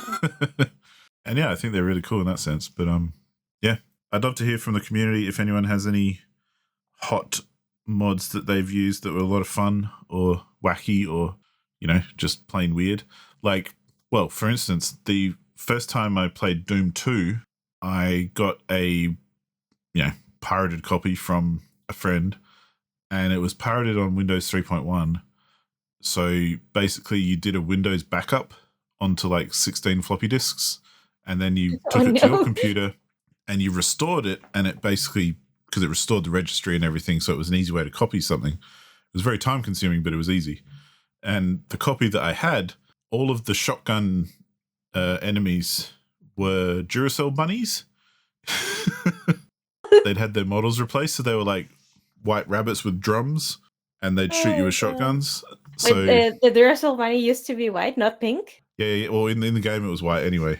Okay. But and yeah, so my first memories of Doom 2 is that there were bunnies everywhere, and it actually took me a while to realize that wasn't like the intended normal. way to play. Because I was a kid and I didn't really know much better. So, and there was even like, I think there was like a custom end screen where there was like the head of a rabbit on a spike with the kind of end story kind of text coming up over the top of it. But yeah, that was a weird one. But yeah. Oh, another like silly one that I just remembered is that you know how there are always like stories about people getting like weird things on the game for pirating a game. Like usually they have like anti-piracy measures like Chrono Trigger that keeps you from playing the game. But a lot of people were no, but this game was spooky and stuff like that. So okay, so the thing is that I don't remember if it was Pokemon Fire Red, Leaf Green. I'm pretty sure it was a GBA one, but I actually ran into this myself. Where you were playing on the pirate copy and on the ROM, and suddenly an NPC said something about, "Hey, buy this game or die" or something like that, because the game kind of like knew you were pirating it, and it isn't in the original game. Like someone just thought it was fun to like after dumping the ROM, just putting that extra line in there and releasing the ROM into the wild. Yep. And a lot of people got that message to the point that it became like almost like as if it were real, but in reality it wasn't. Just a silly little thing that was born because of all those almost anti-piracy like creepypasta thingies. And so yeah. Well, one of my favorite things, very similar to that, is literally a anti-piracy thing that I remember reading about when the Game Dev Tycoon came out. And so that game, you're trying to, it's like a simulation game of building your own game development company. Yeah. So you make games, you sell them, you use that money, make more games, blah blah blah. But the developers released a pirated version on their own, like without telling anyone. They just kind of they put torrents up online and all that kind of thing. So if you went to download a pirate version, you'd probably get the one that they put up there. And in that version of the game, you'd play for a couple of hours, but your game company would always go bust because of piracy. That's genius. So you wouldn't make any money because people were pirating your game instead of actually paying for it. Oh my god, that's so cheeky. I love it. There were like forum posts on Steam and stuff of people complaining, going, "This game sucks. Like every time I play it, I just lose because of everyone keeps pirating my game and blah blah blah." And then the devs would call them out and be like, "Oh, so you've got a pirated copy?" Because that doesn't happen in the main game. Oh, I have to look for that. Yeah, it was a good just because it was kind of cheeky as well. I like it because I'm not a big fan of full on DRM and all that kind of crap, but I thought that was a cheeky way to kind of just mess with people pirating your game, in a fun way, and it was very appropriate for that game as well. So you couldn't do it with everything, but yeah, that's beautiful. But yeah, I hope I would like to see more modding kind of support come to consoles as well, because I think mods are traditionally very much a PC heavy thing. Yeah. Obviously you've spoken about like the localizations and stuff that end up on the Vita or other versions of the game, but I feel like in general mods are very much a PC thing most of the time. Mainly because of how consoles to mod something on console, you have to go like on a great scale through a great scale of actions, pretty much. Yeah. For example, to patch a modded beta game, you have to have a modded beta. So it isn't quite ideal. But I I really would love to see consoles like actively supporting the modding market as Steam has been doing it for years. So in that case, like maybe give the dev like the option for them to make the game moddable or not, but have like a legitimate way for players to upload mods of the game without having Yeah. to jailbreak their console for it to do it. Well, and I feel like there's got to be some sort of relatively, I'm not saying easy, but doable kind of way to even just mirror mods, like if you've got a multi-platform game, like let's use Skyrim again as an example. But like, there's got to be a way for Skyrim to say maybe just mirror all the mods that are on PC on a PlayStation or something. I don't know, or an Xbox or whatever. Like, even if you can't add new mods, but you can, if you're playing on a console, you could still download the mods that have become available on PC or whatever. Because I know it's different architecture and things, but it would be cool if there was a way that you could like even just do that, where even if it is still very PC based, you can kind of download the PC mods onto your console for the same game, or something like that. I think it would be like easier for some consoles than others. Like for example, in Xbox, you can have like a dev mode kind of thing. I have no knowledge of how that works, of what it allows you to do, but you can have that. And I imagine since it's Microsoft doing Xbox, the architecture isn't like that far away from just a PC, so Especially that would these be days as easier. well, I think.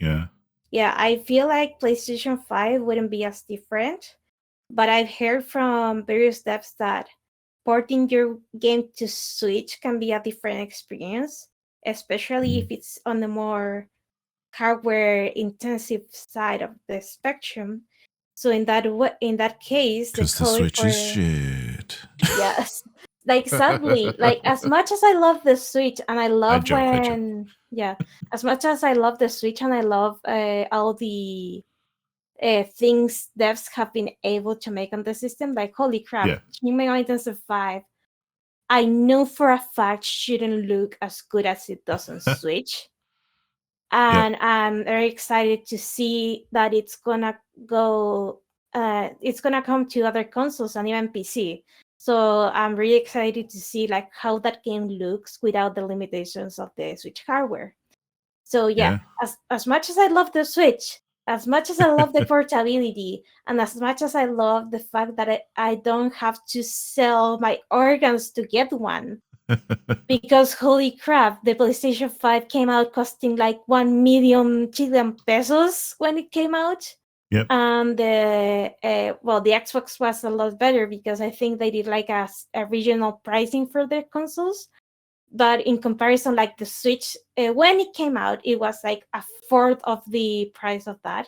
As much as I love Nintendo trying to keep their consoles like on the more affordable side, I feel it is time for us to have like a proper hardware jump in terms of power.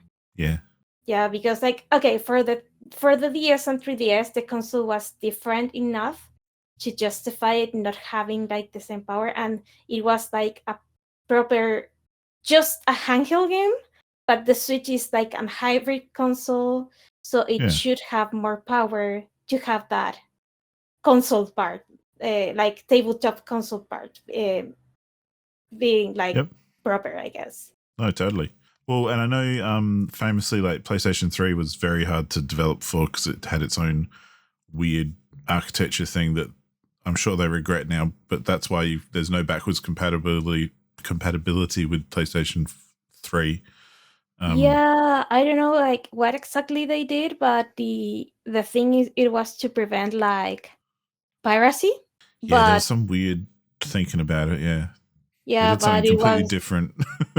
yeah, it was like alien technology to the other PlayStations.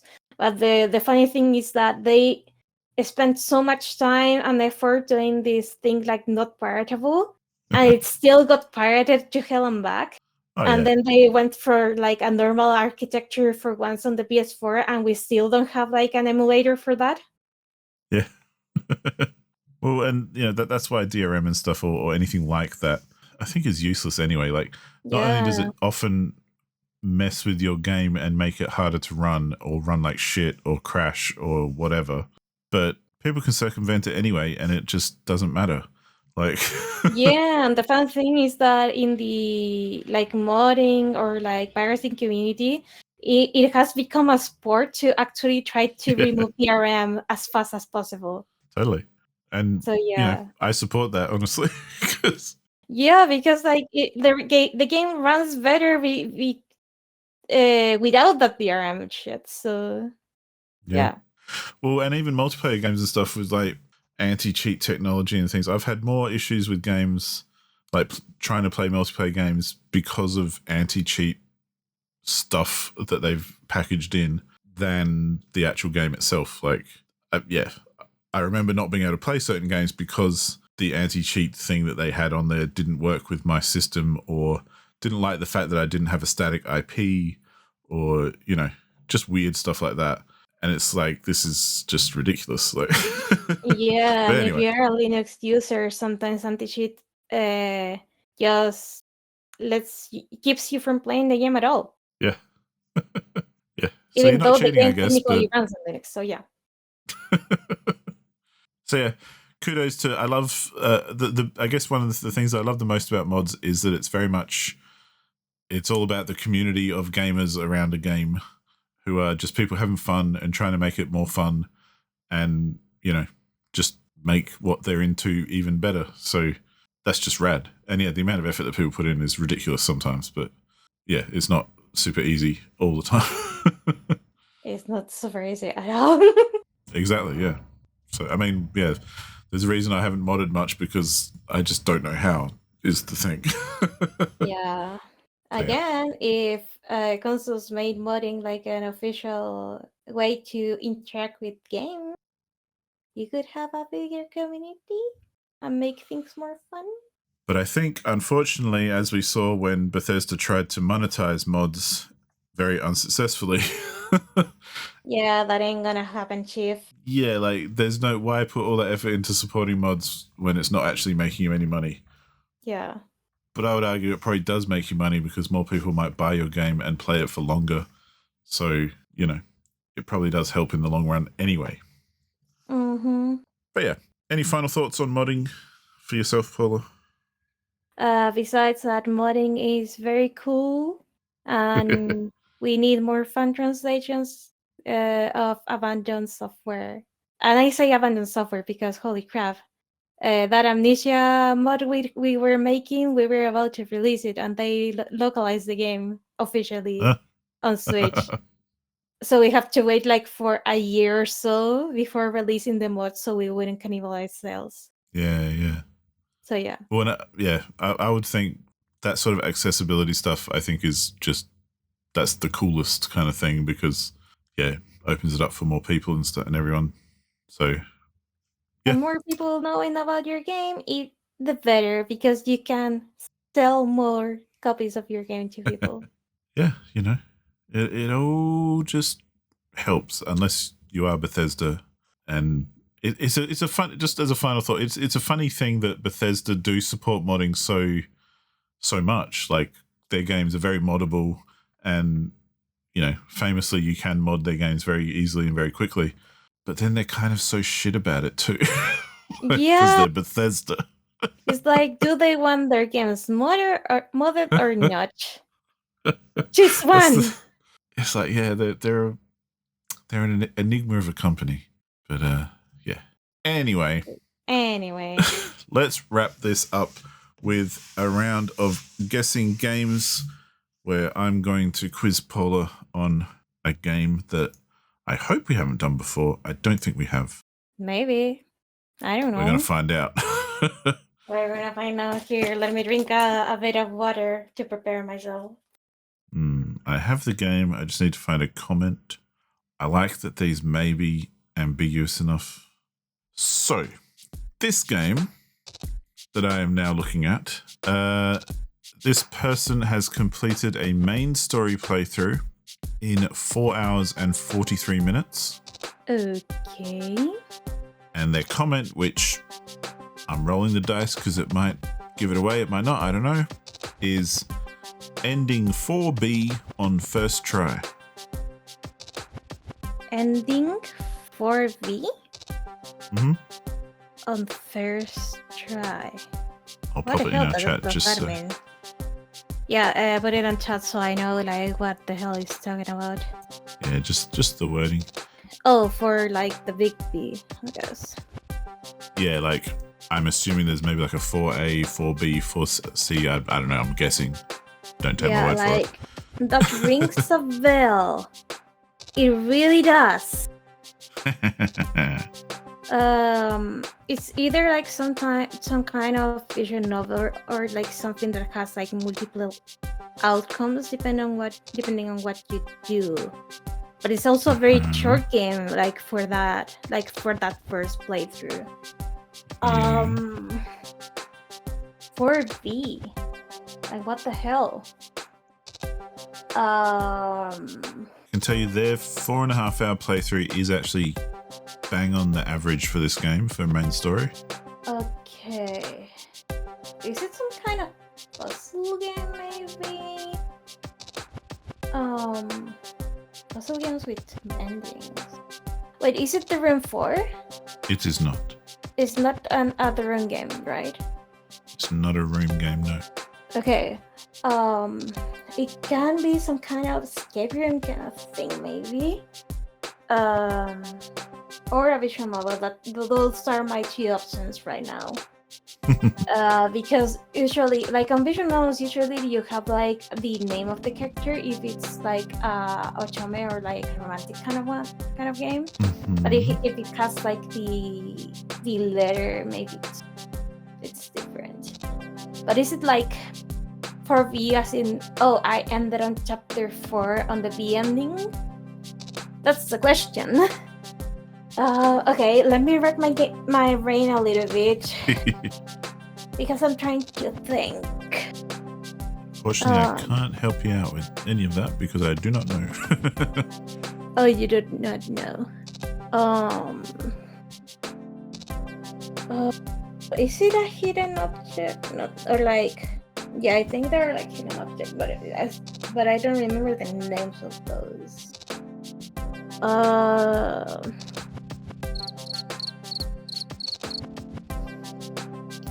Sorry, it's like I'm trying to think, but it's not coming to mind. I'm just messing with you.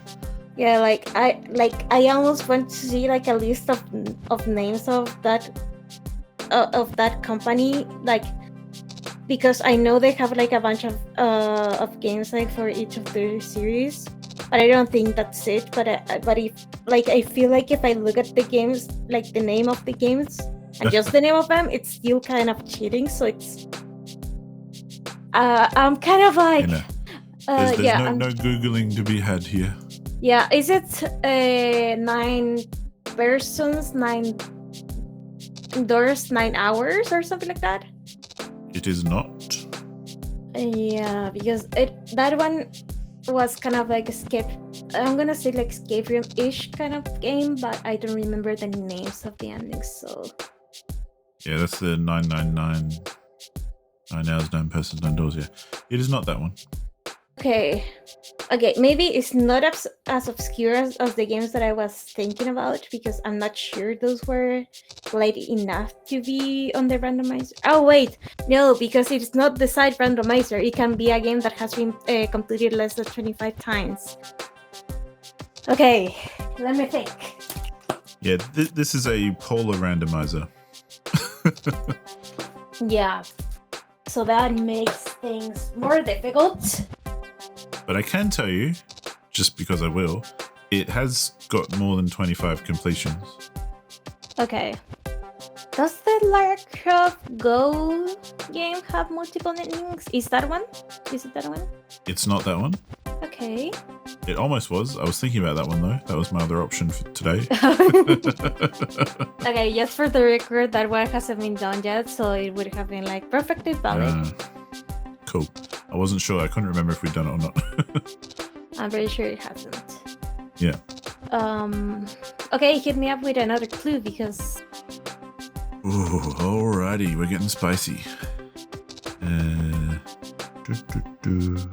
blood. Imagine that's a Okay. name. Sorry?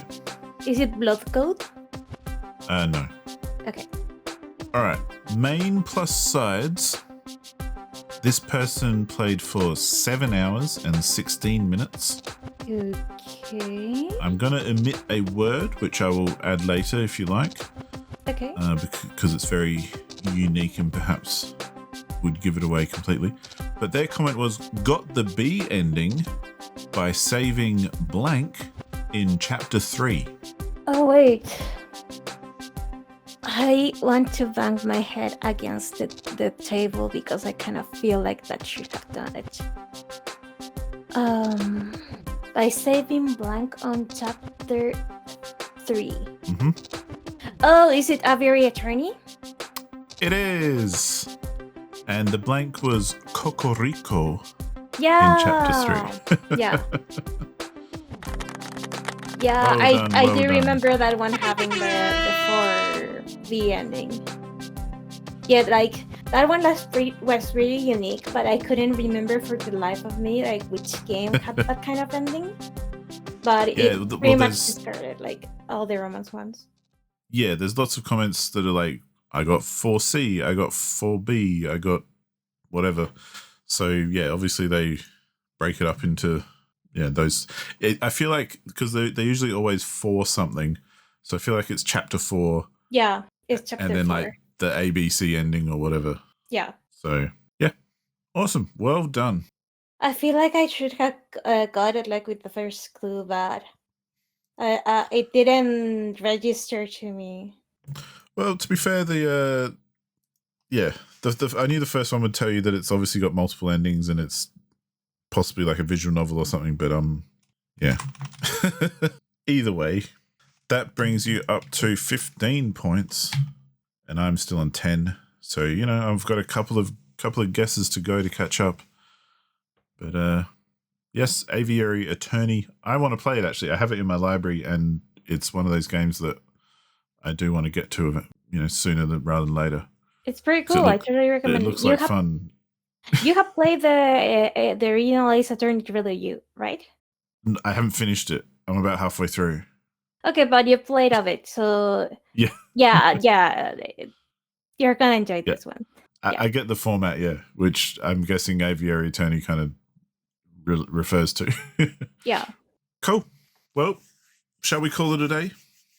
We shall. So yeah, thank you everyone for listening to this long rant of an episode of various things of the How Long to Beat podcast. Leave in the comments down below, in the forums, in the Discord, wherever you want. What are your favorite mods for games? Like, do you go for different translations? Do you go for extra challenge? Do you go for silly shit? Let us know, because maybe we'll try something out if you entice us enough and we have the game. I love hearing about these sorts of things anyway. Yeah, and also if anyone out there is from the old days of Warcraft 3 and remembers those wonderful, wonderful mods and has like any recommendations, please. I need to remember more of my childhood with those. Yep. Bye everyone. See you in the next one. Thanks for listening. We'll see you next time. Bye.